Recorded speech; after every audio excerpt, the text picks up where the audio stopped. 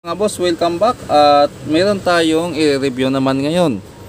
May nabili akong dividing network sa Shopee at sinabay ko lang to sa mga pamili ko ng pyesa habang nag-i-scroll ako dun sa shop na pinagbilihan ko ng mga pyesa. Nakita ko to, so tamang tama, may paggagamitan ako nito at titisting natin kung obra. Buksan muna natin yung isa. Yan. Okay. So yung price pala nito mga boss ay 150 pesos. Ayan, YLY 2088 ang model niya. At saka yung output naman niya ay dalawa lang. Sa high at saka sa low. So ano to? Isang passive crossover network o kaya dividing network. So ito yung input mo. Ito yung input, tapos yung labas niya ay hiwalay na yung sa bus o sa treble. Yan, hiwalay na siya. So hiwalay yung para sa woofer at saka sa tweeter. Yan yung pinaka So ano ba yung mga pyesa niya dito? Mayroon siyang tatlong capacitor. Ano bang value ng capacitor na to? 100 microfarad, 100 volts, isa. Uy, parehas lang ba? Ba't magkaiba? May polarity ba? Wala. 100 UF, 100 microfarad. Itong sa baba naman 100 volts, 3.3 microfarad. Yan. Tapos ito pang last, malabo, hindi natin makita, no. 1.5 ay ito.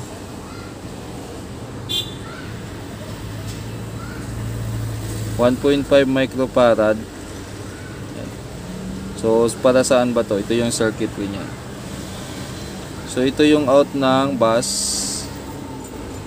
So turo tayo, turo. Ito yung pinaka positive niya. So from dito dadaan siya ng capacitor. Ayan. Ano ba capacitor na to? So ito naka-short. Naka-short siya dito.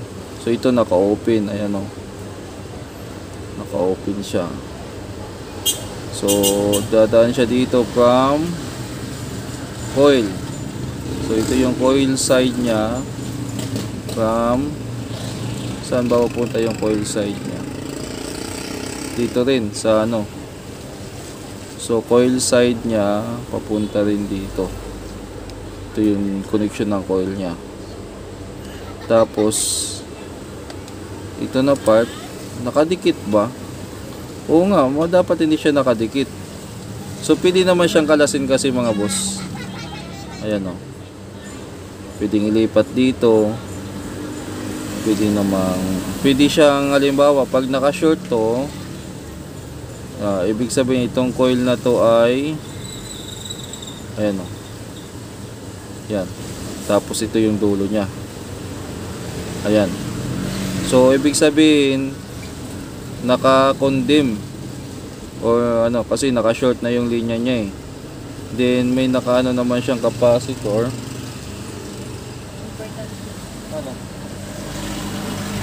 So tuloy tayo mga boss. So ito naka-open siya. Naka-open yan. So patay ang linya ng ibig sabihin nakadaan siya ng capacitor. So supposedly dapat walang capacitor tong bus o hindi dapat naka-series. So ililipat lang natin tong dito. Yan. Ay, hindi ko masinto yan. So naka-bypass na to. Parang naka-short na siya na ganyan. So from coil, tapos itong coil na play niya na gumagana na siya from coil. Yan. Dito naman. So ito naman yung capacitor naman ay papunta ng tweeter. Yan. So ito ay common ground na nila. So wala na to kasi common ground na to. Yan. Pinaka negative na nila lahat yan. So ito yung pinaka positive output ng tweeter. So may option siya kung dalawa yung option dyan kung alin yung papaganahin. So naka on pareho. So ibig sabihin dalawa silang gumagana. So pwede mo lang tanggalin dyan yung iba para papipiliin mo lang yung tawag dito, yung 3.3 at saka 1.5. Yan, pinaka 1.5. So tatanggalin mo dito. So pili ka lang kung gusto mo 3.3 ang magpa-function or 3.3 ang gumagana na capacitor sa tweeter. Itong sa 1.5 ang i-disable mo. Pag tinanggal mo siya, disable na siya. So wala na siyang connection. Yun lang yung pinaka ano nito. Pinaka connection. Tingnan natin yung isa.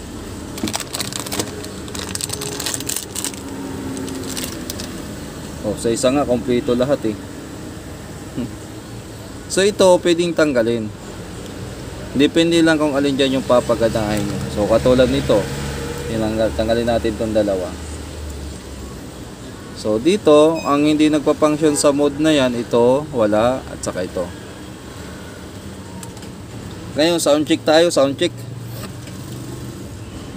Mga boss, so natagalan tayo kasi medyo maingay yung paligid, hindi tayo makapag-vlog na maayos. So ito na yung connection natin, ito yung galing sa amplifier. Sa amplifier galing yan. Ito yung papunta sa woofer. So ang ginamit natin na woofer ay ito. Ang wattage niya ay 4 ohms, 30 watts. Yung tweeter naman natin ay Daiichi na luma. Ayan o, 25 watts na 8 ohms. So volume na natin. Ito yung amplifier natin na ano, Kevlar, hindi pa kinukuha. So volume ko na. Ayan.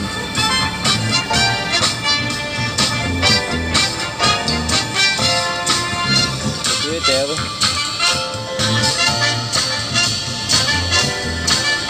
Ito yung sa woofer. Tingnan nyo, galaw na galaw yung ano.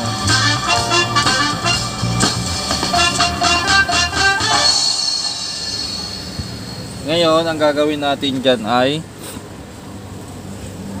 subukan natin ito. So, lapit natin yung tweeter. Tanggalin natin to. Ito, tanggalin natin. Nawala yung tweeter. Ilipat natin dito sa D. Ayan. Mas pino ang tunog niya. May gas? Meron. 20. Tuloy tayo, may bumili ng gas. Ito naman tatanggalin natin.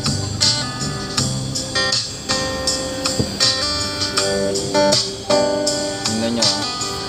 Naging maboses. Lagay natin dito. Naging maboses siya. Lagay natin.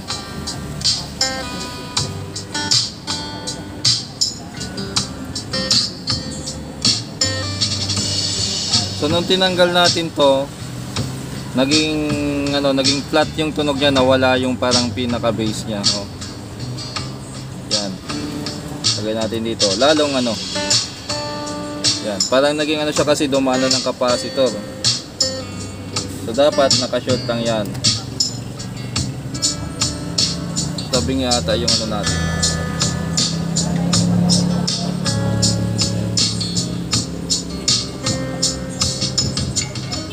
So far mga boss, maganda din talaga yung may ganito.